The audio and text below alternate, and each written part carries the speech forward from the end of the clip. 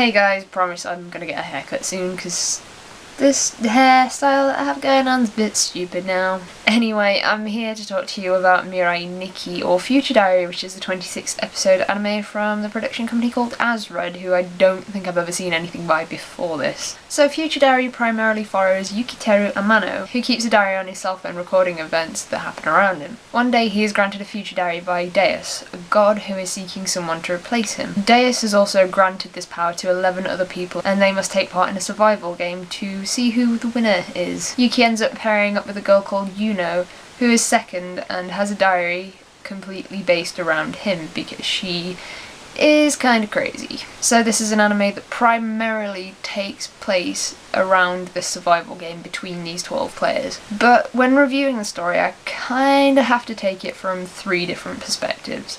There is the one of the survival game, which is what makes the show interesting. To be honest, coming into this, I was expecting a show purely based around that and all the emotions that come with fighting for your life, you know. It should have been a lot more intense than it was, but that leads me on to the second thing, which is the slice of life romance feel that it has to it sometimes, which is really strange and awkward. For me, these episodes that are just randomly interlaced between the survival game just completely break the flow for me. And the reason for that is because it makes this need to survive a lot less urgent. Instead, we have an episode of like Yuki and Yuno just going to a theme park. Why? And the third would be post-survival game, which I use kind of loosely because it turns into this mess of not really knowing what it wants to do in the last 5 or 6 episodes, which is a shame because it was quite a good show up until then, but it just sort of descended into this weak and nonsensical plot that just came out of nowhere far too late in the story for me to even begin to care about. A few of the romance elements were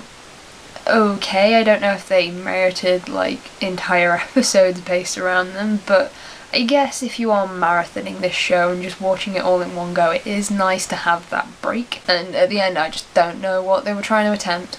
It wasn't that I didn't understand what was happening. That was simple enough, I guess. It was just so weird and random. So I would say like the first 19 to 20 episodes of this show are brilliant. They're really enjoyable, but after that I'm not so sure that it really was worth it. It just seemed to be a bit too long for what it was. But the characters are probably a little bit more interesting in this show, and I'm not particularly talking about Yuki or Yuno, I am talking about the other players in this game. But I should talk about the main characters, I guess. Yuki is the very, very typical weak main protagonist who needs protecting. Reminded me a lot of Ganta from Dead Man Wonderland, how he was just weak through that entire series. I felt that Yuki had a little bit more development than Ganta did, but such an annoyance to watch sometimes. Realistic, probably. Annoying, definitely. And then there was Yuno, who was the most yandere of all the deries ever. Oh, she was... I don't even know. A lot of people seem to be attracted to Yuno for some reason. I'm not so sure how that works, but the main characters weren't good. The rest of the characters were awesome. Ninth was my favourite, just so you know. Really liked her. I felt that the animation was not too great in this series. It just sometimes looked really bad. I mean, it's not bad, it's not something that's going to put you off this show. It was colourful, it was clean, I guess, but it just wasn't fantastic.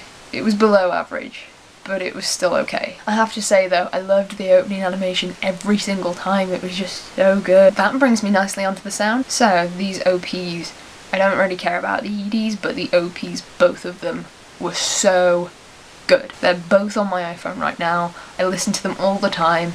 And it did take me about 20 listens of the second one to realise it was actually entirely sung in English. I loved it. I loved them. They're so good. Go and listen to them. Even if you're not going to watch this show, just go and listen to the openings. They're so good. I felt like the sound in the series was actually incredibly strong on a whole. Like, it set the mood right. It did everything that it was supposed to do, and that was good. And I'm actually going to talk about the voice acting because for the most part it was very good. I just have a few problems, mainly with Yuki, because he sounded far too effeminate. Similarly, I don't think a masculine voice would have suited him, but maybe more of an androgynous voice, because I realised he was voiced by a woman, and this works, case in point, Ash from Pokemon, but it didn't work with this show.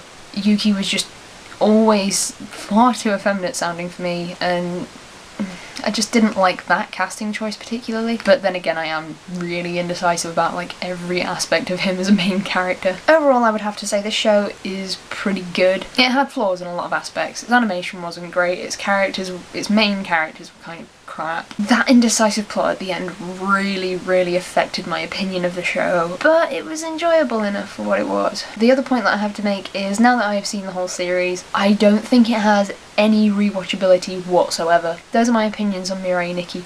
If you have seen this show and have different opinions or the same opinions, do let me know down below. I'll see you guys soon. This piece of hair.